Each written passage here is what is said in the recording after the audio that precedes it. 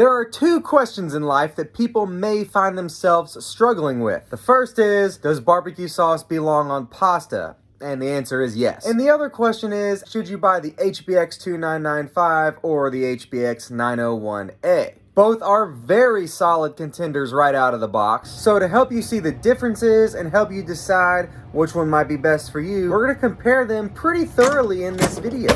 Now, if you're wondering why this one doesn't have tires on it, it's because I actually had to convert this one back to its stock form for this video. And I don't have two full sets of tires anymore, but this car comes with these exact same tires, except they are the black ones, not the chrome looking ones. I'll have more information on my non-stock 2995 in a second. By the way, these are both 12th scale cars. But to first go over some of the quick differences, this one actually uses a 550 sized brushed motor. But don't let the brushed motor turn you off, because everything else about it is amazing. And it's easily upgradable, which we are going to talk about in a little bit. The 901A also comes with a wing, but after several bashes, I mean, it took a lot. That wing finally ended up breaking off. This is it right here. I'm gonna go over so much stuff. We're gonna do speed tests, jumping tests, show you how they handle differently, because there's big differences between these two. I also have video footage to back up my claims, opinions, and facts. And for a quick sneak peek of one of the things in this video a little later on, here is how I currently have my 2995 set up, and it is awesome.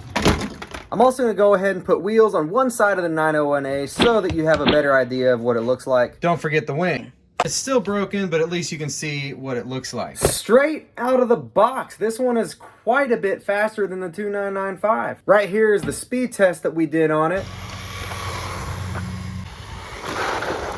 Came back at a whopping 23.9, which is not bad at all for the price this car is. It's got really fast acceleration. It does burnouts, donuts. It jumps far. Now it gets this faster than most cheaper RTR's status due to its brushless motor. A brushless motor is a different type of technology. They're a little more efficient, they have less friction inside of them, and they usually just happen to be a little more powerful. Now this uses a 2847 motor size, which is a pretty good size for this car. In fact, it's the same size motor that they use in the Hosem X07, which uses bigger tires and is overall slightly heavier and longer. Now unfortunately, the top speed and the acceleration is kind of where I draw the line on what's really good about this car. Even though it comes with oil-filled shocks, it does bounce a little bit too much. Part of the reason is that here in the front, they actually use the same shocks that they use on the 16th scale cars. And that's a big size difference in car. The rears use the same shocks too, however, they have this extra long end piece on it that they do not have in the front. So this car is really bad about landing and then jumping up in the front end. You can't run longer shocks on these because both the suspension arms and the axle bottom out if you try to lengthen the shocks at all. So that really doesn't help, and it's more likely to cause problems. Now this thing has seen a lot of abuse. You can see that the ESC has come unglued. I mean, we have bashed and crashed this thing a whole lot. My 5-year-old, who was 4 at the time, was learning how to jump off ramps with this thing. Seriously, it crashed a lot. So I'm just going to show you what has broken on it. Now I showed you that the shocks in the front of this car are smaller than they should be. So that also causes there to not be a whole lot of ground clearance here. So it's really easy to run into small bumps and curbs that'll smash against the bottom of these shocks, and it actually causes the eyelets to break pretty easily. We have also broken more than 1 or 2 of these axle wheel cups right here. We've broken 1 or 2 front knuckle assemblies because that plastic right here on top is just way too thin. But surprisingly, so far that's only happened when it was cold outside. We've broken the front bumper once before, and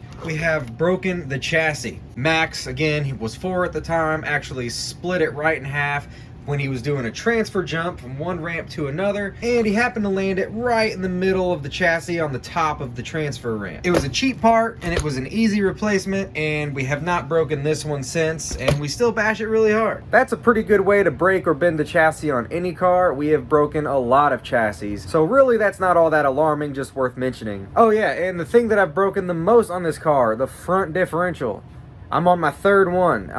And the gears are metal. But what keeps breaking on these front differentials is where the stem of the metal drive cup goes into the differential gears. And it's really easy to tell when that happens because you can spin one wheel and the other one will not spin, nor will it spin the drive shaft. Front differential damage is very common in a car that doesn't have a center differential, just like the JLB Cheetah. Dropping front differentials on that thing almost every time I drive it. This one, it's not every time. It's a smaller car, and I think they probably use stronger metal in that than they use in that. And it is much bigger. Actually, I'm waiting on front diff parts to come in for it right now. So yeah, the thing that's really hard on drivetrain components like that, especially without a center diff, is landing jumps while you're still on the trigger. You gotta make sure you're letting go when it hits the ground and then pull back on it to accelerate. So hard starts and stops, big jumps and crashes, and then landing on it while it might still be under power sometimes, which is my mistake, is certainly gonna cause that specific component we keep talking about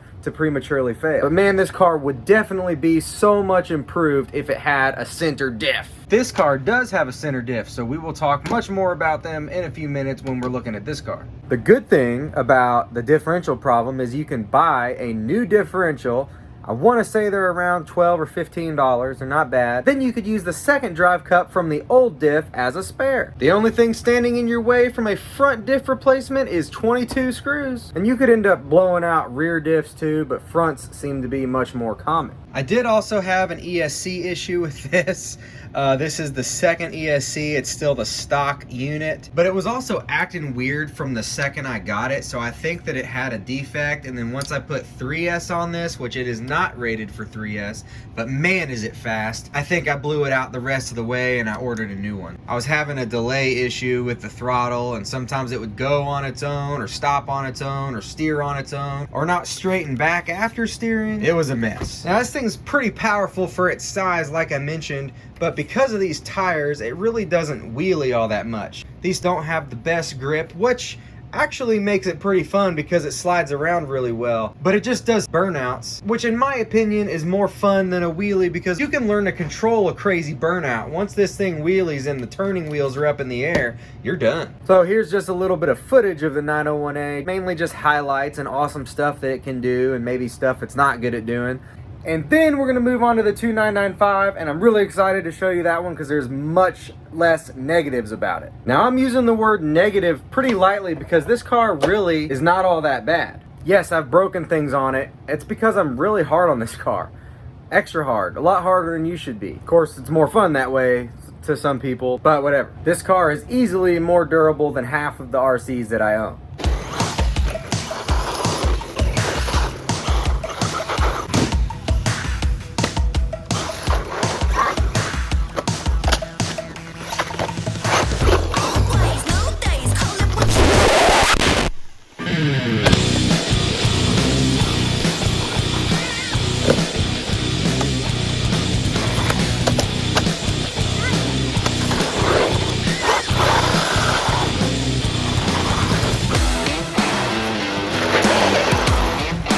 Oh!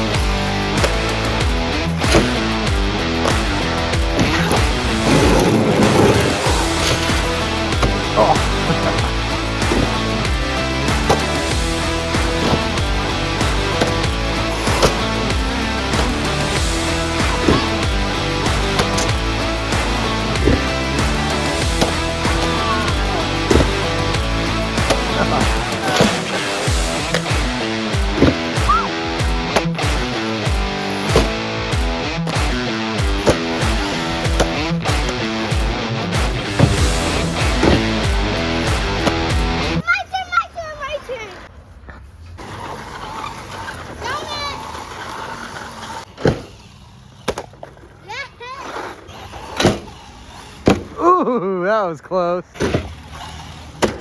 So there you have it. That was the 901A. It be nimble, it be quick. Nothing broke while it was out there doing all that stuff you just witnessed. So the pros to this car would be the fact that it is really fun because it's fast. It's really fast out of the box for its price range and its size. It gets to that top speed pretty quickly. It's got good acceleration. I like that it doesn't wheelie too much. It just slides around, does power slides and fishtails and all that stuff. That's much more fun than an uncontrollable wheelie. The two biggest cons, same as I mentioned earlier, the suspension, even though they're oil-filled shocks, it really doesn't work that well in my opinion. I still think it's too low to the ground. There's not enough ground clearance, so it bounces a whole lot. Even with the oil-filled shocks, it just doesn't absorb that well enough. Even though these tires work well for sliding around and doing power slides and fishtails and stuff, I still just don't really like them. I'm a fan of larger tires anyway, and I have a video where I actually ran it with these tires on it. They're quite a bit bigger, and they worked really well. Even though I did break some stuff, because the bigger the tire, the more stress you put on the drivetrain, which we know is already kind of a weak point on this. But all the parts are cheap, and this was a lot of fun. So I'll put a link to the video with these tires on this car in the description, along with a link to these tires in case you want to try them out. And believe it or not, they work super well on this truck too. And we're moving on to car number 2. 2995. It has a much wider stance than the 901A does, which gives it really good handling, because that is another thing. I didn't even mention that. This does tip over to the side pretty easy because it's narrower. The 2995 is wider because it actually has longer control arms. Not only does that help with widening the stance, but it also raises the ride height. It's still low over here. However, that does not affect how much the suspension moves. And I think another reason that it helps stay planted on the ground is that it has a bigger and heavier motor that is also seated down further in the chassis. This one has the pinion gear mounted on top of the spur gear, while this one has it sitting down beside it. Now, the first bad thing about this, like I said in the beginning of this video, it is a brushed motor. Now, it's a big brushed motor, but it still isn't very fast. Now, if you're someone who's not looking for crazy speeds, that may not even be a big issue to you. It's got a big old 550 sized motor, comes with a heat sink on it. Very basic ESC has a heat sink on it as well. Now, as far as how fast it goes, 15.7. So it's not the fastest thing in the world, but that is still plenty to have fun with. But this is a very easy car to upgrade. Exactly what I did to this one I showed you earlier, which I'm going to show you much more of here in a minute. Now, this car is super durable, and not only just in the plastics of the suspension and stuff, but the motor and the ESC that it comes with, even though they're brushed, they're pretty bulletproof. I did an entire video with this thing running on a 3S battery, and it did not blow up any of the electronics. That was actually last winter. It was cold outside. I tried it again here in the summer on a really hot day with this one, the Flyhaul version, which is basically an alternative version of the 2995 that comes with a different body shell and some better wheels. And there's another one called a Yauncher, which is pretty much the exact same thing. I'll put a link to all of the cars in this video in the description. Anyway, back to trying to run that on 3S. It worked for a few minutes, but it started going into thermal protection. So the car kept shutting down. I was purposely trying to blow that motor or ESC up in one specific video, running it on 3S, and it wouldn't let it self-destruct.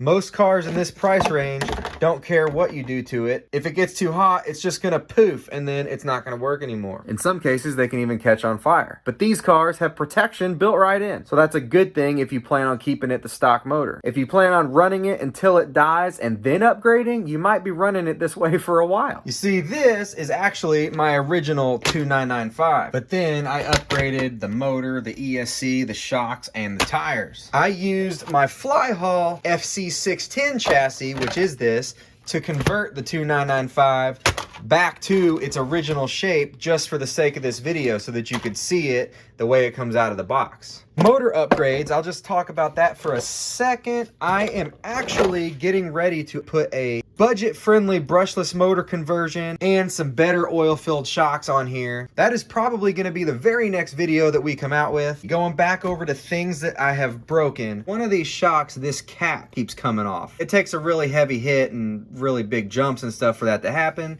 but all you have to do is screw it back on. But I will be upgrading the shocks to the same ones that I used on these because these work really, really well. I have broken one or two of the front bumpers because the plastic that they use here is kind of thin. The problem with that is this bumper is also the bracket that holds the front of the control arm hinge pin. So if that does break, the hinge pin can pop out, which has actually happened to this one. As you can see, the hinge pin is no longer attached to anything because the bumper broke. And I did actually break a chassis on this thing before too. After a bunch of course, really hard landings, it snapped in half right here. They have a whole lot of bracing up top to help keep that from happening, but unfortunately it did still happen. Again, I've broken several chassis. I've broken this one. I've broken the 901A. I've broken two different ones on cars very similar to this, both up here. I bent the original chassis on my Arma Crate. I've bent the aluminum portion of the chassis and cracked the plastic portion of the chassis on my JLB Cheetah. So like I kind of said before, we are chassis snappers here. So the fact that we broke one on either of these cars really isn't alarming.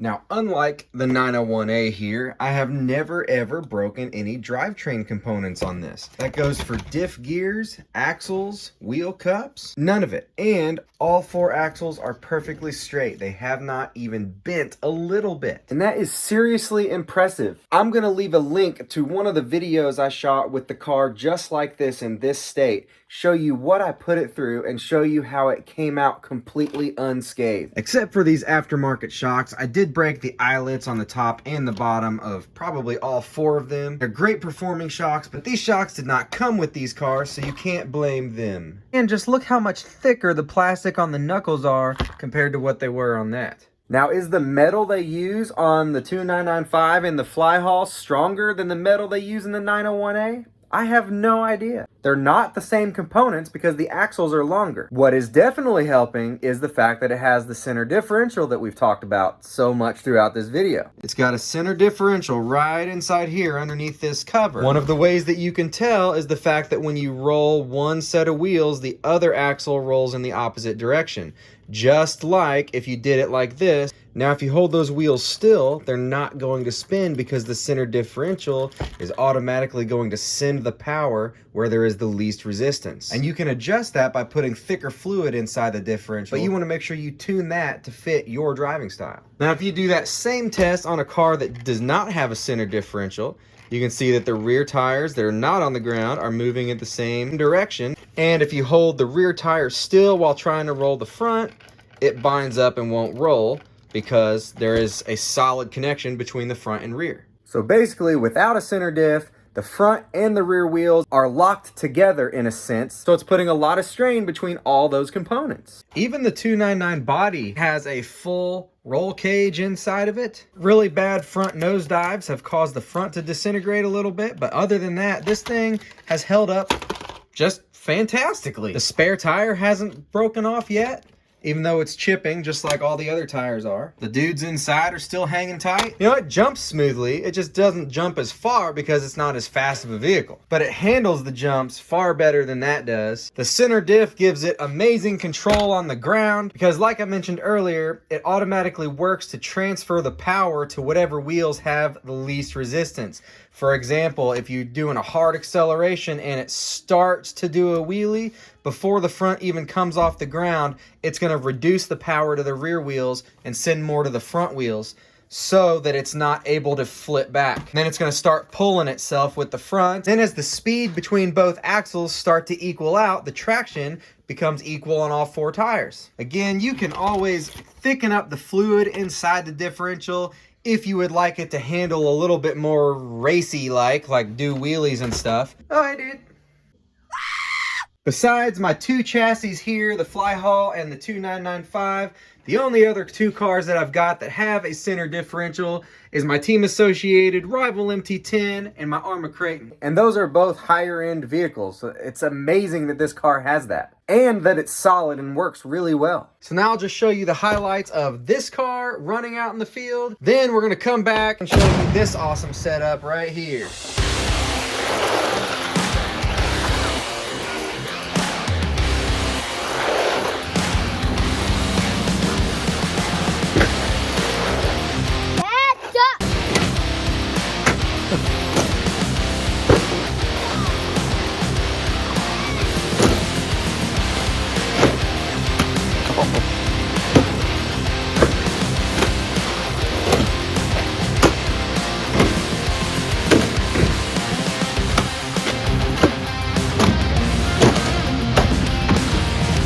Nice one.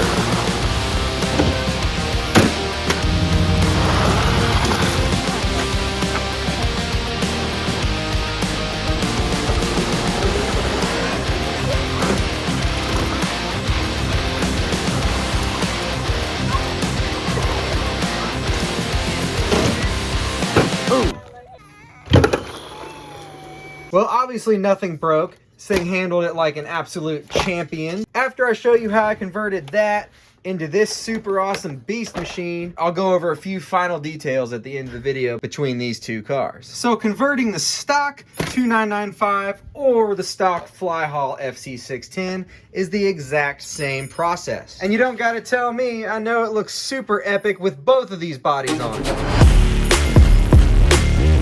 The only thing that you have to do to make either body shell work on the opposite car is to flip the rear body mount 180 degrees because the posts are off center. And then the Flyhaul comes with a rear bumper, which will not fit the 2995 body unless you take the spare tire off. Otherwise, that's the same setup. I am having trouble finding this exact motor on Amazon like it used to be. I'm gonna put links or websites to all the parts that I use to update this. Also, like I mentioned earlier, I am about to put a cheap, budget-friendly motor and ESC combo in this car. I'm hoping it'll be a viable option to this thing because this thing performs so well, but it's also a pretty expensive setup. This setup is not very much at all. One of the downsides to actually both of these is the fact that they do not have very big battery trays. In fact, this one, I actually cut out the wall between the ESC and the battery tray that's right here to give it that extra little room, which actually helped quite a bit. So you've got the 2995 or the Flyhaul FC610 or the Yauncher. There's probably a Bezgar version of it. I don't remember. I'll have to look.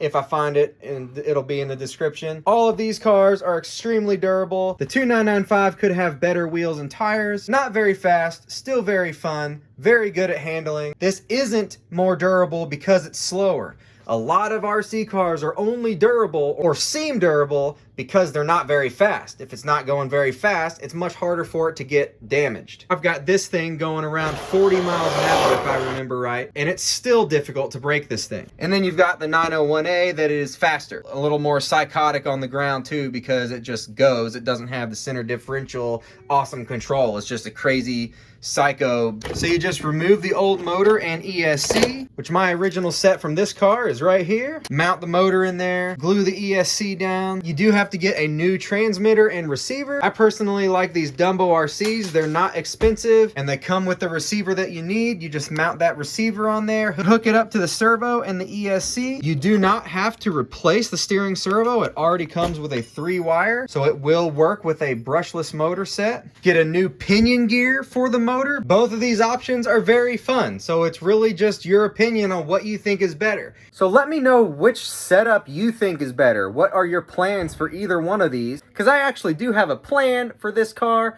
which may end up causing its total destruction. I don't know if I'm gonna do it yet. I'm gonna try to put a link to everything that I talked about in this video in the description. Some of the stuff I may even have coupon codes for, so check that out. Feel free to ask questions. I try to answer every single comment. So thanks for watching, and we will see you soon on the next one.